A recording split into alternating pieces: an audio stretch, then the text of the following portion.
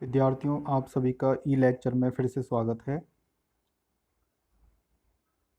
आज का हमारा जो ई प्रैक्टिकल है वो है spring constant using Hooke's law. Hook के नियम की सहायता से स्प्रिंग नियतांक ज्ञात करना। तो इसका ऑब्जेक्टिव रहेगा किसी दी गई स्प्रिंग के लिए बल नियतांक का मान ज्ञात करना। तो इस प्रैक्टिकल को परफॉर्म करने के लिए जो हमें उपकरण एपरेटस की आवश्यकता होगी वो है स्प्रिंग, एक स्प्रिंग जिसका हमें बल नियतांक ज्ञात करना है वो, एक दृढ़ आधार जिससे हम स्प्रिंग को अच्छे से हैंग कर सकें, लटका सकें, एक मीटर पैमाना एवं लटकाने के लिए भार और पॉइंटर इत्यादि।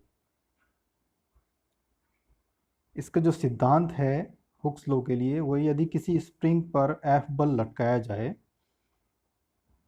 तो उसमें जो विस्थापन होगा उसके कारण स्प्रिंग के अंदर एक प्रत्यानयन बल उत्पन्न होगा और वो बल उस स्प्रिंग में हुए विस्थापन के समानुपाती होगा। F इजिकल टू माइनस के एक्स, यहाँ पर जो K है ये स्प्रिंग के लिए बल नियतांक होता है और इसी का मान हमें ज्ञात करना है। स्प्रिंग के लिए कांस्टेंट होता है, तो हमें practically how we can find out the value of K वो हमें यहाँ पर देखना है। ये एक्सपेरिमेंटल सेटअप है, यहाँ पर ये दृढ़ आधार है जिससे हमें स्प्रिंग को लटकाना है और साथ ही यहाँ पर एक आधार से ये पॉइंटर यहाँ पर लटकाया हुआ है और साथ में एक हुक भी है जिसकी सहायता से हम जो स्लॉटेड मास है, स्लॉटेड जो वेट है वो यहाँ पर हम लटका सकते हैं। ये जो पॉइंटर है इसकी सहायता से हम स्प्रिंग की जो एग्जैक्ट पोजीशन है उसको मीटर स्केल, जो ये वर्टिकल स्केल है, इस पर पढ़कर स्प्रिंग की जो पोजीशन है उसको हम ज्ञात कर सकते हैं। तो यहाँ पर जो ऑब्जर्वेशंस रहेंगे वो रहेगा कि सपोज़ मैंने यहाँ पर कोई भी मास अभी लटकाया हुआ नहीं है, तो उस स्थिति के अंदर ये जीरो वेट है।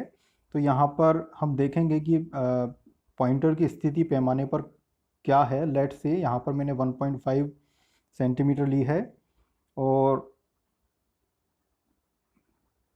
जब मैंने 20 ग्राम का जब मास यहाँ पर लटका दिया तो स्प्रिंग के अंदर विस्तार हुआ, एक्सटेंशन हुआ और उस एक्सटेंशन के बाद जो नई पोजीशन थी इस पॉइंटर की वो थी 2 सेंटीमीटर और 40 ग्राम का लटकाने पर 2.4 सेंटीमीटर एंड सो ऑन। इस सेटअप को हम 4 या 5 या 6 जितनी भी रीडिंग लेना चाहते हैं वो ले सकते हैं। और अगेन भी जब हम मास को हटाते हैं तो वजन घटाते हुए भी रीडिंग हमें नोट करनी है। तो यहाँ पर मैंने एक सेट दिया है जिसके अंदर सपोज ये 2.4, 2 एंड 1.5 है यहाँ पर भी। तो ये माध्य इन दोनों का है वो यहाँ पर हमें निकाल लेना है और जो विस्तार है जीरो वेट जब हमने लटकाया तो उसके सापेक्ष विस्तार कितना है वो हमें यहाँ पर निकालना है। तो यहाँ पर जब मैंने 20 ग्राम का मास लटकाया तो ये एक्सटेंशन यानी कि विस्तार है 0.5 सेंटीमीटर और यहाँ पर ये है 0.9 सेंटीमीटर एंड सो ऑन। अब हमें क्या करना है, ये जो हमारे पास डाटा हमने कलेक्ट किया है इसके अंदर जो मास मैंने लटकाया उसको मैं एक्स एक्सिस पे प्लॉट करूँगा और उसके करेस्पॉन्डिंगली जो विस्तार हुआ स्प्रिंग में उसको मैं वाई एक्सिस पर प्लॉट करूँगा सेंटीमीटर के अंदर। देन हमें ये एक आरेख मिलेगा, ग्राफ मिलेगा। जब हमने डाटा पॉइंट अलोकेट किए उसके बाद हम जब इसका ट्रेंड देखेंगे तो ये एक स्ट्रेट लाइन है और इस स्ट्रेट लाइन का जो स्लोप होगा वो होगा B C upon A B. लेकिन मुझे फॉर्मूले से पता है कि k is equal to F upon L. अगर मैं इसका मॉड्यूलस निकालता हूँ, माइनस साइन को हम यहाँ पर नेगलेक्ट कर देते हैं, तो k is equal to F upon L. ये l यहाँ पर x है, विस्तार है, तो k is equal to F क्या होगा। अगर मैंने m द्रव्यमान लटकाया तो उसके कारण जो बल होगा वो होगा mg यानी भार, तो वो हो जाएगा mg अपॉन एल।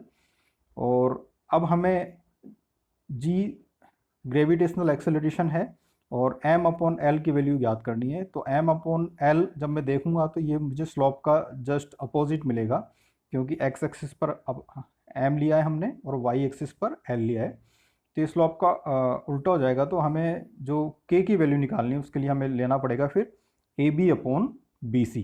तो ये A B upon B C यानी कि 1 by slope multiplied by G.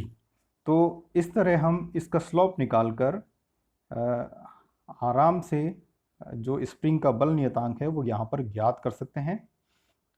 तो हमारा परिणाम जो होगा स्प्रिंग के लिए जो बल नियतांक होगा वो यहाँ पर जो स्लोप आया उसका विलोम मल्टीप्लाइड बाई जी, जो भी वैल्यू हमारी यहाँ पर निकल के आती है ग्राम भार पर सेंटीमीटर में हमें यहाँ पर स्प्रिंग नियतांक प्राप्त हो जाता है। हम इसको एमकेएस यूनिट के अंदर भी निकाल सकते हैं, तो यूनिट हम डिपेंड करती है कि हम कौन सी यूनिट यहाँ पर प्रेफर करना चाहते हैं।